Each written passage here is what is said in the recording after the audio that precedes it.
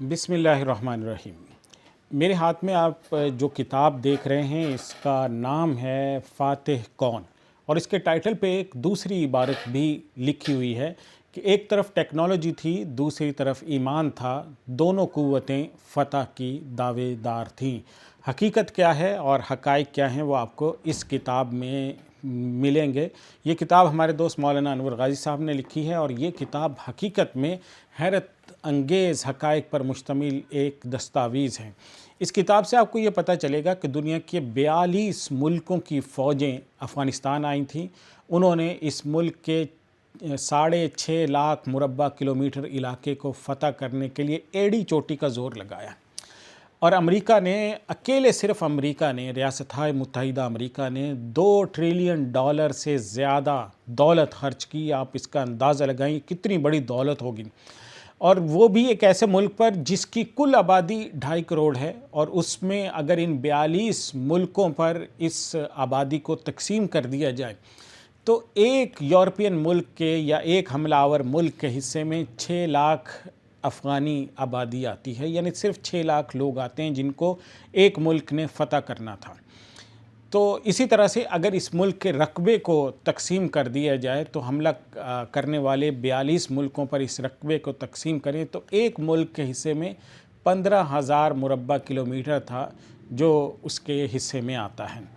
तो ये इतने छोटे से इलाके पर इतनी बड़ी दुनिया की तागूती क़ुव्वतें हमलावर हुई, लेकिन यहाँ के लोगों ने और उनके पड़ोसी मुल्कों ने इनका साथ दिया और उसके नतीजे में दुनिया के 42 मुल्क यहाँ टक्करें मार मार कर वापस लौट गए, लेकिन वो इसको फ़तह नहीं कर सके।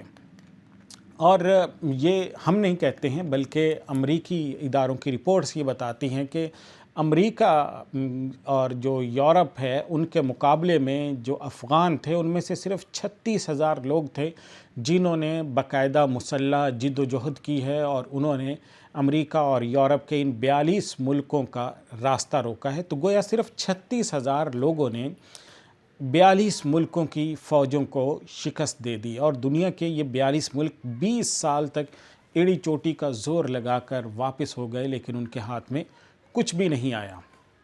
और ख़ुद अमरीकी मुबस्सिरीन अब ये भी कह रहे हैं कि अगर वो दौलत जो हमने अफ़गानिस्तान में ख़र्च की है, इस दौलत को अगर हम ज़मीन से चाँद पर जाने के लिए इस्तेमाल करते तो 200 मरतबा हम ज़मीन से चाँद पर होकर आ सकते थे।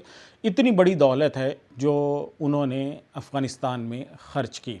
और लेकिन इसके साथ साथ एक बहुत बड़ी हकीकत जो आपको इस पूरी किताब में भी जा बजा मिलेगी कि अगर पाकिस्तान की मदद शामिल हाल ना होती तो अफ़गानों को ये फ़तह नसीब ना होती। बिल्कुल उसी तरह जैसे सोवियत यूनियन के दौर के अंदर अगर वहाँ के लोगों को पाकिस्तान का साथ नसीब ना होता तो शायद वो फ़तह ना होती। बिल्कुल इसी तरह नेटो के ये जो 42 ममालिक थे, इनमें भी दुनिया में जब कभी भी कोई इंसाफ पसंद मौर्रिख़ तारीख़ लिखेगा तो ये बात ज़रूर लिखेगा कि इस जंग का जो असल हीरो था वो पाकिस्तान था।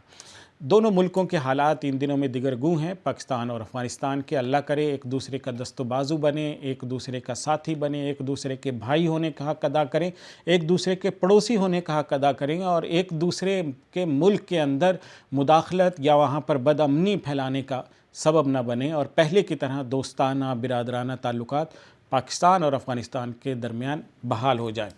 बहरहाल ये किताब है जो आपको इस पूरे क़ज़िये की तफ़सीलात बताती है, और ये अफ़गानिस्तान के क़ज़िये पर एक सहाफ़ियाना तहक़ीक़ है।